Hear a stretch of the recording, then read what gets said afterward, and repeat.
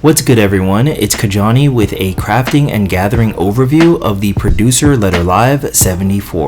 We are getting more main scenario quests, the next installment of the Aglaya Alliance raids, more Hildebrand, the next step of the Manderville relics, and a new deep dungeon, just to name a few things. Patch 6.3 will be titled God's Revel, Lands Tremble, and will be released early January 2023. Just judging by the title, it sounds like something serious is about to go down, and I cannot wait. From a crafting and gathering perspective, Live Letter 74 announced some interesting new content, so let's get started with the overview. In patch 6.3, we will be getting a new custom delivery that I am sure none of us could have predicted. Our newest custom delivery client is this Leafman pictured here. Yeah, I didn't expect, for one, that our next custom delivery client would be on the first, or a Leafman of all things. There is an interesting theory as to the identity of this Leafman. Players have guessed that it's Andon, a shepherd who used to live in Ilmeg until the Pixies decided to turn him into a Leafman. If I were to hedge my bets, I wouldn't be surprised if this theory is correct. There is an in-game reference to him in the Pixie tribal quest called Amazing Grays, and you can actually visit what used to be Andon's home at the coordinates on the screen. Even if it's not Andon, hopefully at some point we can convince the Pixies to turn a new leaf and revert whoever this is back to their original form.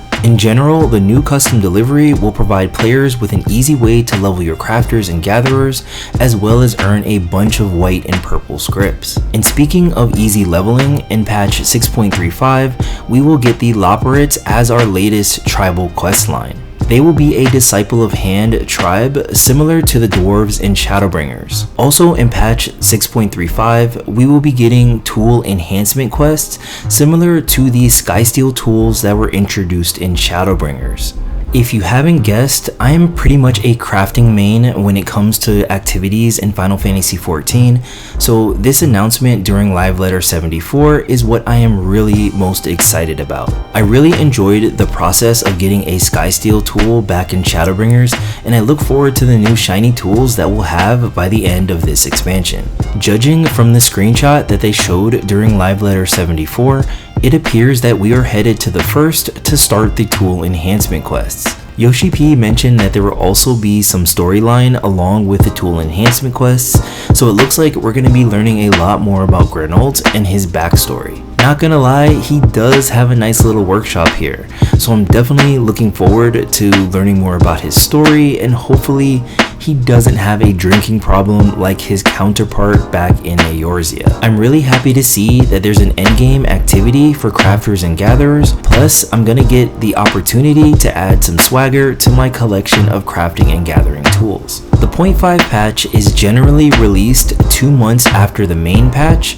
With that said, we can expect patch 6.35 sometime in March. Now let's take a look at the quality of life adjustments for crafting and gathering that was discussed in Live Letter 74. Collectability values will be displayed for reference when gathering collectible items. This is as straightforward as it sounds. You will now be able to see the minimum collectability values when gathering collectibles, which is really useful information when you think about it. Knowing the minimums will let you determine what collectability to go for, because oftentimes it doesn't have to be max collectability. I imagine this will work like the collectability values you see when you're crafting collectibles. There are bars with different colors that indicate the minimum collectability to achieve to get the respective amount of crafting scripts. I fully expect something like this on the Gathering collectible HUD in patch 6.3. Next up is the primary fishing locations, preferred baits, and additional conditions will be added to the fishing guide in Final Fantasy XIV. I'm just glad that they're finally adding something like this to the game. When you look at it, it kind of didn't make sense that after you successfully caught a fish, there wasn't a way in game to look up what bait to use to catch it again, or if it was an intuition fish, what were the conditions necessary to trigger a fishing window. It's just really good that there's finally a way to get this information without having to leave Final Fantasy XIV. While we're on the topic of fishing, there will be a new spearfishing location in Upper Lenosia. This really impressed me as I didn't expect something like this to be added in a zone in A Realm Reborn. Here are the screenshots that they showed during Live Letter 74.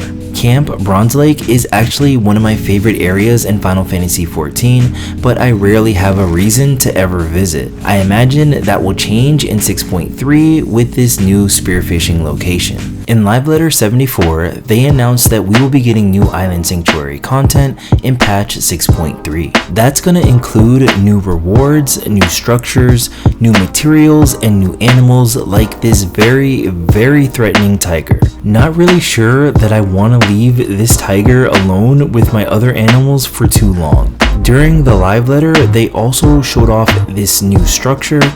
I'm not really sure what this even is. A roller coaster maybe? I don't know. I do know that players will be happy with the quality of life features that will be implemented in patch 6.3. The biggest quality of life improvement to Island Sanctuaries is that players will finally be able to collect all yields from your garden or leavings from a caretaker with the press of a single button. And this is going to make managing your crops and your animals so much easier. Another quality of life addition is that you will now receive a notification whenever someone visits your island. There will also be some all-around improvements to the workshop interfaces, including the earnings report, the agenda, and the supply and demand menu. I feel that the developers really listened to player feedback and then implemented these changes. And yeah, that's about it for this overview of Live Letter 74. I'm really looking forward to patch 6.3, especially starting the journey to getting my shiny new crafting tool. Let me know in the comment section below what you're excited for patch 6.3. I will catch y'all in the next video. Until next time, peace.